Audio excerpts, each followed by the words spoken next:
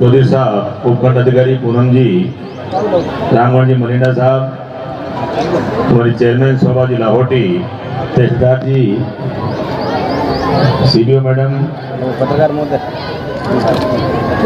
पांचराम डिया साहब एवं मंच पर विराजमान समस्त पार्षदगण, जनप्रतिनिधिगण, शहर के प्रमुख नागरिकगण, पत्र के बीच में जितने भी धार्मिक त्योहार आते हैं, चाहे होली हो, चाहे ईद हो, चाहे कोई भी त्यौहार हो, चाहे दीपावली हो, ये सबसे बड़ा पर्व है राष्ट्रीय पर्व। क्योंकि 550 साल की गुलामी झेलने के बाद, लाखों शहादत देने के बाद, हमारे पूर्वजों ने लाखों शहादतें दी, जब जाके हमें आज़ादी मिली। तो ये हम सब के बीच में बहुत ही पवित्र दिन है। हम सब के बीच में इस मौके पर मैं उन तमाम शहीदों को नमन करूंगा और नमन करूंगा जो 80 साल में हमारे देश में फौजी भाई शहीद हुए बॉर्डर पे, उनको नमन करता हुआ कि उनकी वजह से हम आज सुरक्षित हैं। आज का दिन जब देश आज़ाद हुआ तो मैं उनको भी नमन करूंगा। 1.5 करोड़ के लोग, लगभग लोग घर से बेघर हुए थे 14 तारीख को, 14 अगस्त को, और मैं उनको भी नमन करूंगा इस पवित्र मौके पर। 10 से 15 लाख लोगों की जो हत्याएं हुई थी 14 तारीख को हमारे बीच में, एक दिन बहुत ही बड़ा त्रासदी का दिन था जो कल गया था। मतलब ये त्यौहार हम सबको, हम बहुत बड़े सौभाग्यशाली हैं कि हमारा लगभग जब मंच पर विराजमान है या सामने है, सबका जन्म आज़ाद भारत में हुआ है। जो त्रासदी थी गुलामी की, हमारे पूर्वजों ने देखी, उन्होंने संघर्ष किया, आज़ादी की लड़ाई लड़ी, काफी लंबा संघर्ष रहा, तब जाके हमें आज़ादी मिली। हम सबका एक कर्तव्य है कि आज़ादी को हम कायम कैसे रख पाएं, ये हम सब के बीच में बहुत बड़ा कर्तव्य है। हमारे पूर्वजों ने जब हमें आज़ादी दी, हम इसकी रखवाली करनी है, आने वाली पीढ़ियां से पीढ़ियां रखवाली करनी है। इसलिए हम सालों साल त्यौहार मनाते हैं कि हम सबको याद रहे। इस अगस्त का महीना हम सब के बीच में बहुत बड़ी प्रेरणा देता है। जो 18 साल का बच्चा खुदीराम बोस की आज़ादी की लड़ाई में हंसते हंसते फांसी चढ़ गया था, ये हमें प्रेरणादायक है कि हमारे बच्चे थे उस जमाने, देखो 150 साल 80 साल पहले हमारे बच्चे कितने प्रेरणादायक थे, हंसते फांसी चढ़ गए थे देश की आज़ादी के लिए। विज्ञान के मामले में बहुत बड़ा हमारा देश ने बहुत तरक्की की है।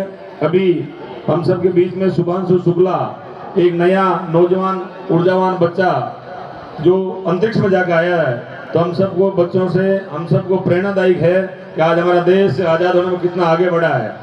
विज्ञान के मामले में लो, विकास के मामले में लो, हम सब ने देखा है हमारा देश कितना आगे बढ़ रहा है। तो ये सब हम सब की प्रेरणा है, हम सब का योगदान है।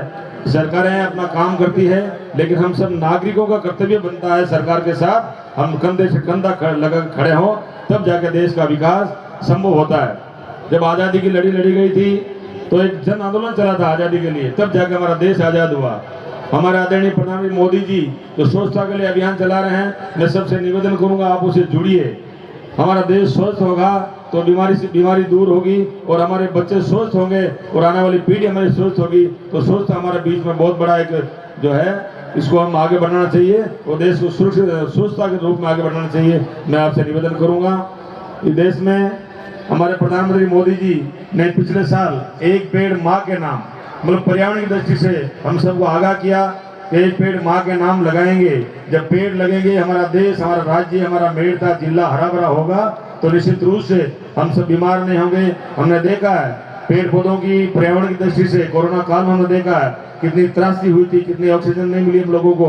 तो पेड़ हम सब के बीच में जरूरी है। हम प्लास्टिक का कम यूज करें, मतलब पर्यावरण हमारा सुरक्षित कैसे हो, क्योंकि पैसे सब कुछ नहीं होते हैं, पैसे कमा कर चले जाएंगे, पैसे हम पीढ़ियों के आने वाली पीढ़ियों के लिए कमाते हैं, लेकिन जब पीढ़ियां सुरक्षित रहेगी, पर्यावरण ठीक नहीं रहेगा, तो पैसा कोई काम आने वाला नहीं है। तो सबसे अहम मुद्दा हमारा देश पर्यावरण हमारा सुरक्षित रहे, तब जाकर हमारी आने वाली पीढ़ियां ठीक रहेगी।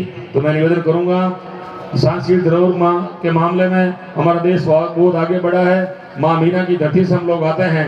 माँ मीना का नाम पूरे विश्व पटल पे बहुत बड़ा नाम है, और हमारे आदरणीय मोदी जी ने कितनी बार विश्व पटल में माँ मीना का नाम लिया है। तो हम सब मीना मेड़ता के निवासी हैं।